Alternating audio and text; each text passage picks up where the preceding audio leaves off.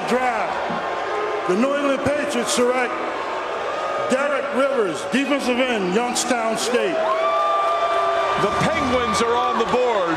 And by the way, classic New England. They wait this long to pick, and they make it a home run here, Mel.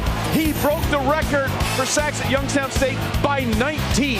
And I think what they like is he's relentless, Trey. He had 41 career sacks. Started out at Fort Union Military Academy in 2012.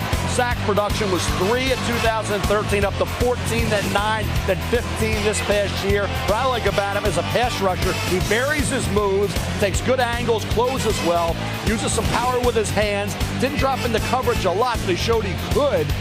You think about him a little at the NFL level. I know Youngstown State, you say, had sack productions against lesser competition. He has a pretty good skill set.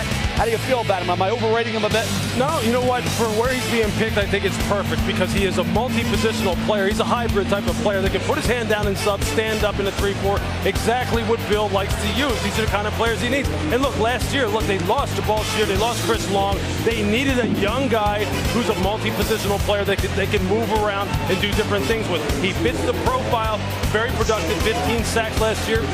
Perfect pick for what they need. He joins the long list of Penguin players drafted, including our own Ron Jaworski, taken in the second round by the Rams in 1973. Time for Tampa Bay to make their choice.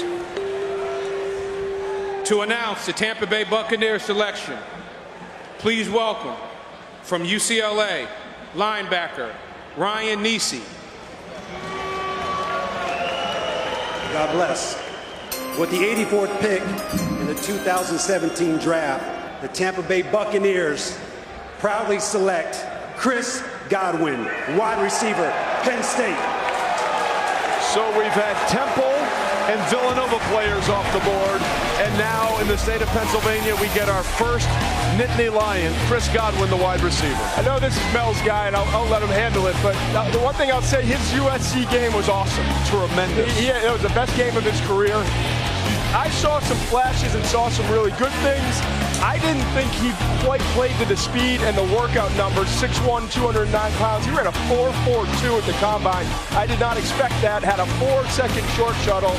I don't know. What do you think, Mel? Well, yeah, he adjusted a poorly thrown ball. He didn't dominate. He didn't always play to the level of that speed on tape. But when he finished so strong and he dominated USC, he would have had more catches. He was open even more in that game had they been able to get him the ball. Then he goes and he tests great. I think he sent all NFL personnel directors and scouts back to the drawing board. When he finished, they go at USC tape, then the combine. That's why they Tampa Bay for a weapon with Jameis Winston, what O.J. Howard do, made sense. Yeah, he's a very confusing player for scouts. He's a great tester, but he's not a very good route runner. You just don't see it. You see him stumbling out of speed cuts. You see him really struggling to really run precise routes, but then he goes up against Dory Jackson, and he just abuses him. So you sit there and you go, go back and do some more work. It's a perfect value pick for Tampa Bay. Tampa Bay's building an offensive arsenal now.